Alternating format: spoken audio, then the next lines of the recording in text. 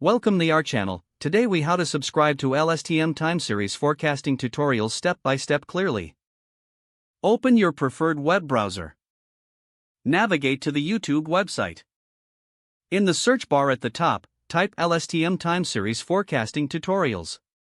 Press the enter key to view the search. Browse through the list of videos that appear.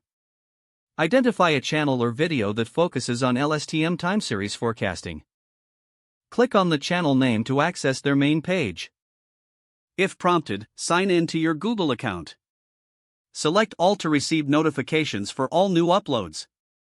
You can return to your YouTube homepage to find the latest content easily. Feel free to explore additional videos and playlists from the channel. If the page does not load, refresh the browser or try again in a private or incognito window. Make sure you are using the correct email address, then retype it carefully to avoid small typos. If your password is not accepted, use the reset option and create a new strong password you can remember. Check your spam folder for verification or security emails, then complete any requested confirmation steps.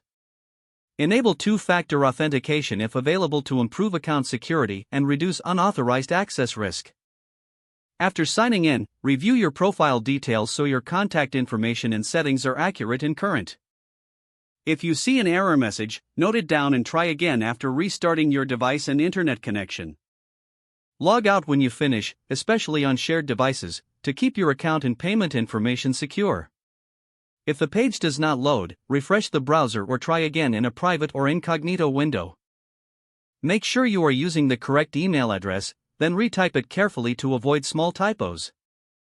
If your password is not accepted, use the reset option and create a new strong password you can. Check your spam folder for verification or security emails, then complete any requested confirmation steps.